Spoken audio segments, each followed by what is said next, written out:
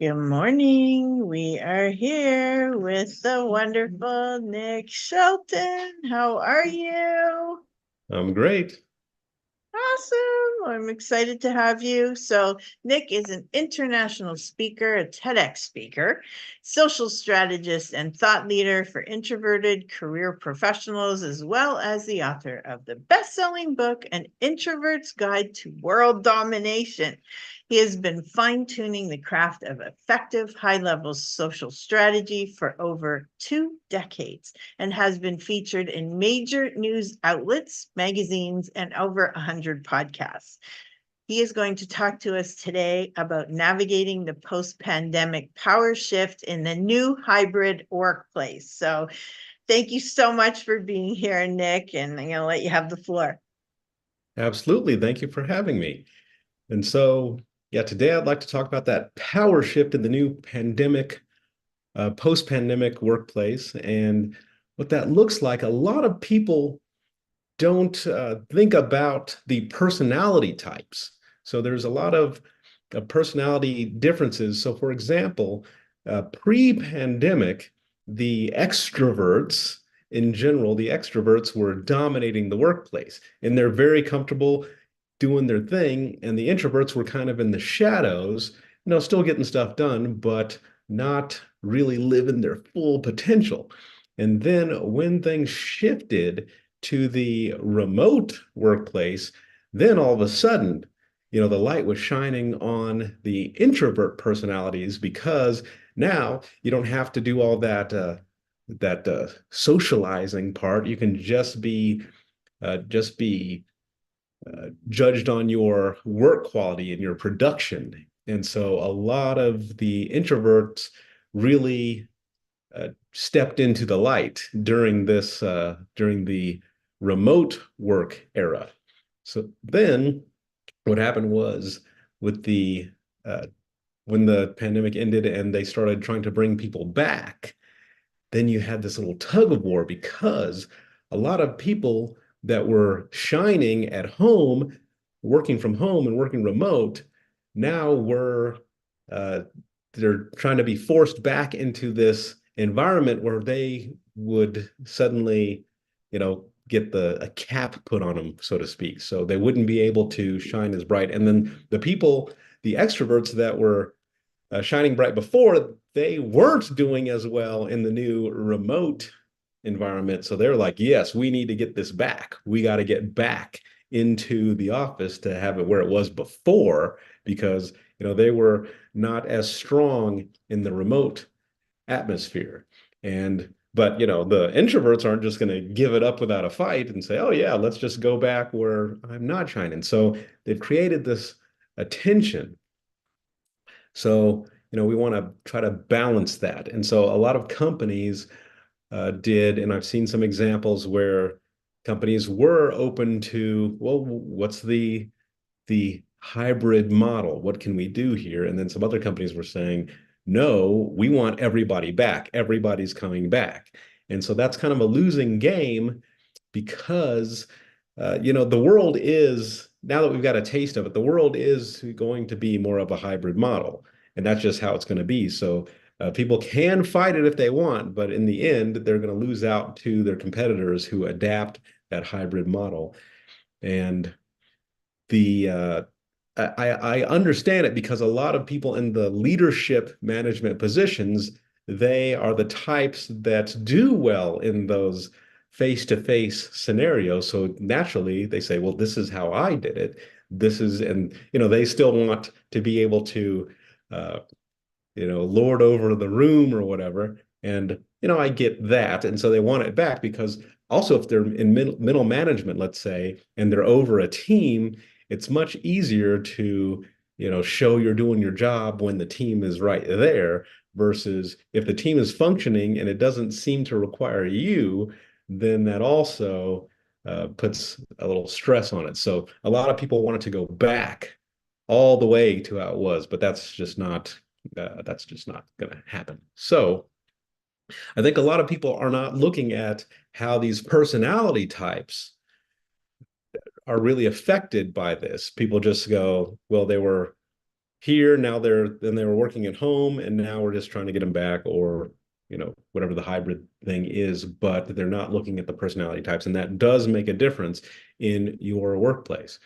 And so let's look at some of the uh, disadvantages, let's say, of a remote working environment. And that's like your spouse might not understand, your spouse or partner, whatever, might not understand that, like, how to separate home time from work time. So some people aren't really structured well. And so they get home, and now their spouse might say, well, you can watch the kids. And you say, no, this is work time. So some people don't have that understanding spouse. And then also, I just spoke about structure.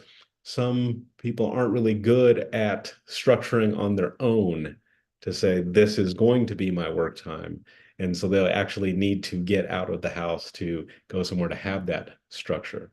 And I've also known some people to, uh, they'll be watching TV or something. So when everything was remote, there were some customer service people, and I know that it seems like, did they just put me on hold just so they could watch the end of their show? And I know I talked to somebody who said that they did that. There was some kind of finale, and they put someone on hold just to watch the end of the finale. And so that sort of thing is happening. But some of the positive things are, it helps that work-life balance.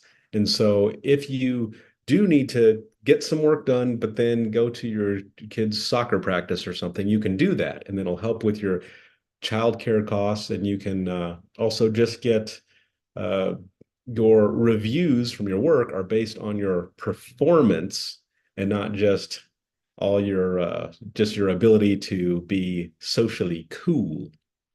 And then also saves on, drive time, lunch time, gym time, things like that.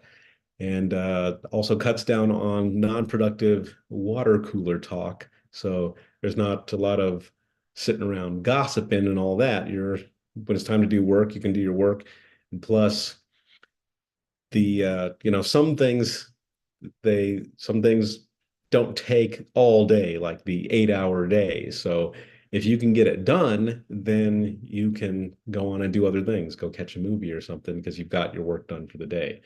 And a lot of times the decisions might get made faster. And it's really great to just be evaluated on your productivity. So that's a lot of things for the big corporations. But I think that the audience today is more of the smaller business owners. You might just be like a mom and pop, a smaller business. And so how does this affect you? Well, it's important to know that this is an important topic that will affect you, so you can't ignore it. And once again, you have to take into consideration the personalities that are at play here, so you can kind of see what might work for your particular situation. And so, one good thing for small businesses is that there's an increased flexibility. So, your schedules for your employees can be a little more flexible if you allow a hybrid thing. So there's some things that they might need to be there in person for, and there's some things that they could do at home. So you can say, okay, Tuesdays and Fridays, I need you actually here, but then the other days you can do that from home, and it'll give them some flexibility, give you some flexibility, and also you might be able to save on some hours as well. I know I have a virtual assistant that, instead of doing the 40-hour week, I have her doing a 20-hour week, and she's getting everything done. She could probably do all the same stuff in a 10-hour week, but you're a lot more flexible as the employer, and you can give that flexibility to the employee as well. So maybe if your business isn't like a time sensitive where it has to be certain hours of the day, maybe that person can do some work at night. And maybe they work better because some people are like morning people, some people are evening people. So you can spread that out to make it more flexible. Then you got cost savings on, your office space and resources.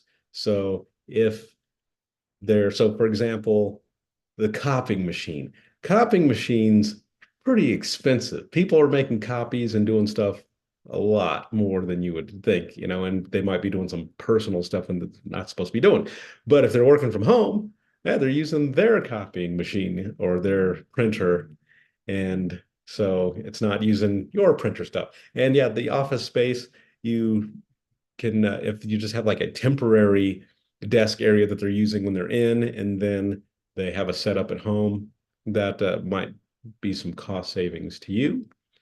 And you also have access to a wider pool of talent because if you're letting some people be remote people, so the personalities that need to be there, sure, you get those people in if that's how they work. But then the people that don't need to be physically there, you can get somebody from Bangladesh or something. You can get somebody from anywhere that is really qualified to do whatever that job is that they don't necessarily need to be physically present for.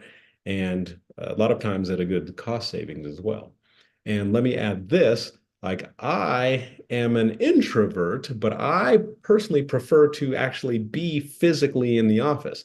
I know that it would probably be better for my relationships if I wasn't in the office, right? Because then I can spend more time and get stuff done and spend more time with my loved ones. But for I just really like being in there.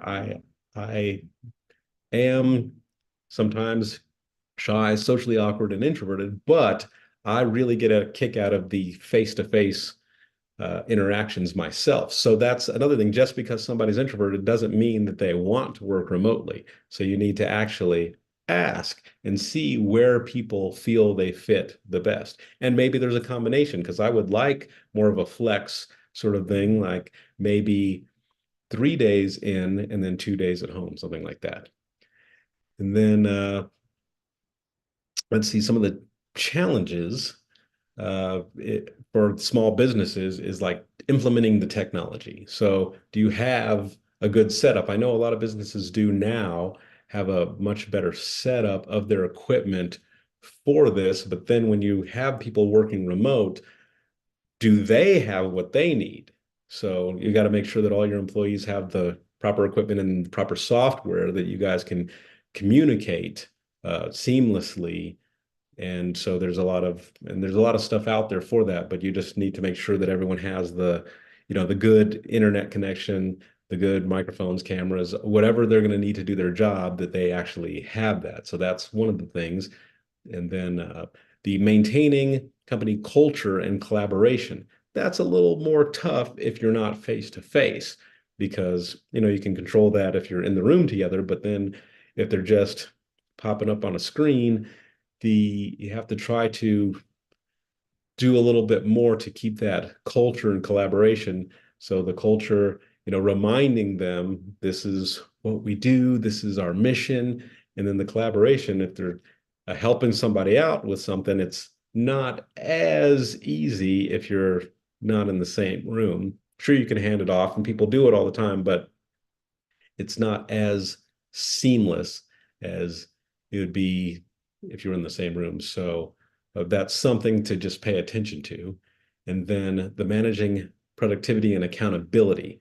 So depending on to some things, you actually need to see physically there, but also I know that for some of my remote employees, I just here's a list of stuff I need done, and then they send it back. This is done, this is done. And so it's if you need somebody to be around and you need to see that they look busy, that's one thing, but it's another thing to just see, hey, is the work getting done and is it to the proper quality level that I need it to be? But just, you need to make sure that you are paying attention to that and setting up systems that you can be able to keep that in check. And let's see, I know that there's some things that happen in the workplace when everybody was coming back to work. So, for example, I know a couple of people that said and this is one of those companies that said we want everybody to come back. We don't want the hybrid. We don't want the remote. And when they came back, all their meetings were still being done on Zoom online. And so they said, this is really silly because, they didn't need to be there, because if all of they brought everyone back physically, but then they didn't have any physical meetings. All the meetings were virtual meetings. So the people said, we come in physically to the office just so we can have virtual meetings. Doesn't make any sense. So try to look for things like that might not make any sense. And so some steps for small businesses to adapt and thrive in this. So steps for you to pay attention to would be, uh, maybe conducting surveys with your employees or meetings to understand, how they work best. Maybe give them some options, because, it'll help that your their morale if they know that they have kind of a say in how they are working. So you can say, what works best for you? Do you like being here? If your business has that, like if you have a sandwich shop, naturally people have to be there making sandwiches. But if there's other roles, you can say, do you prefer coming in? Do you prefer remote? Or is there a hybrid thing? And then you can determine how much of that is going to be remote and how much is going to be in person. And then some implementing some flexible policies and procedures. And so you can accommodate different work styles and needs. So it's just good to pay attention to that sort of thing. And once again, the technology and infrastructure to make sure that all of your people have the right equipment and they're on the same page with that. And then your business can support that. And, encouraging communication, open communication about what's working, what's not working, what they would like to see to work better, to provide more value to you, and then that collaboration. If somebody is supposed to be working with somebody else, how can we streamline this? How can we make this better? And, getting that feedback, because I've seen a lot of examples where the boss is just like, this is just how we're going to do it. And you might lose some of your people that way. And, maybe that's okay with you. But if you can say, I have an idea to do it like this, what are your thoughts on that? Do you see a better way? Because maybe they might see something that you don't see, and you can implement some of their ideas that might be really good and beneficial for you.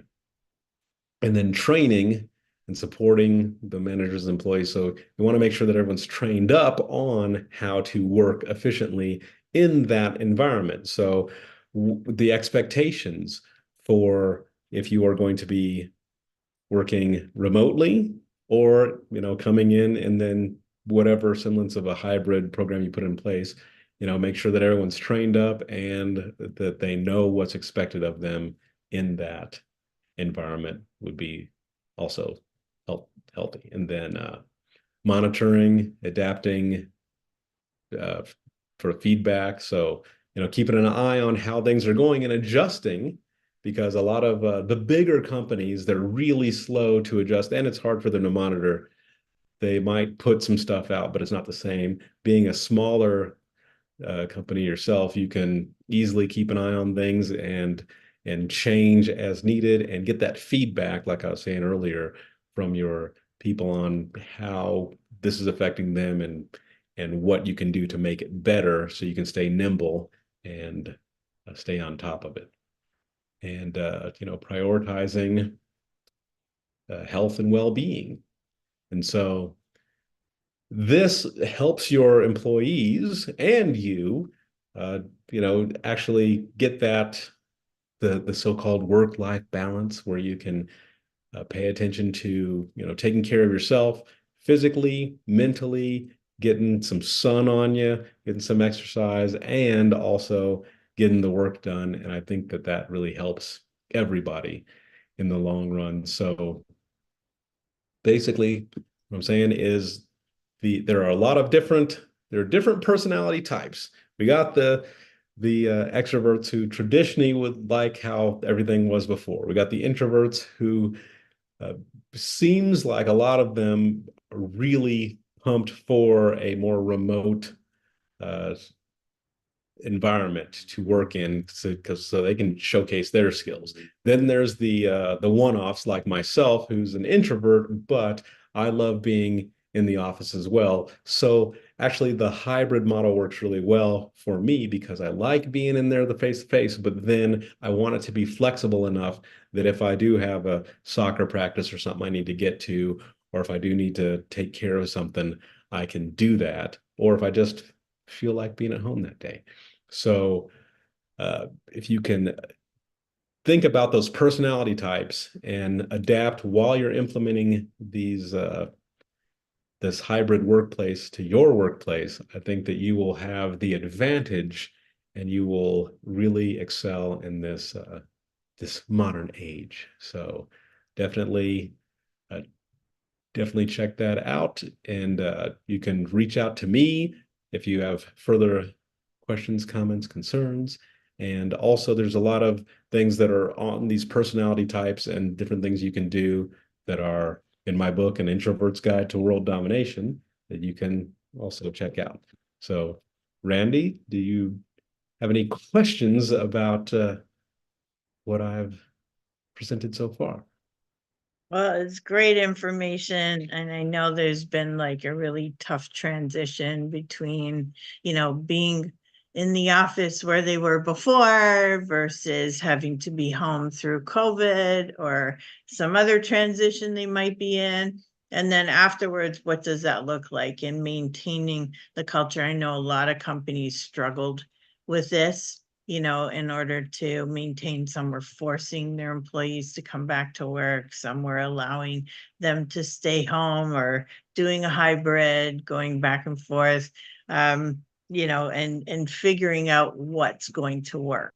So some of them have figured it out really well and found that in some cases, having their employees at home was even more productive than Right. having them in the office. And some, nope, they need them in the office to be more productive because of some of the things that you mentioned, where they're getting distracted by things at home and they're not able to structure themselves or discipline themselves. And there's people that can't do that when they're at home. They get, you know, bothered by the kids or the laundry or the dog or something else happens, or they have to go clean, or Right. like something comes up, they get interrupted. And some people can discipline themselves really well at home, and of course it depends on the distractions that are there and other factors that they may not be able to control. But it's really a thing, like, what works best for that organization, where is the best productivity. And I guess it depends on the kind of business and the structure of the business and whether they can keep their people engaged or not. And some of Right. them have found a good balance of, doing it part-time in the office and part-time at home. And so it's a real struggle, it's a real thing. So Yeah. it's a great topic.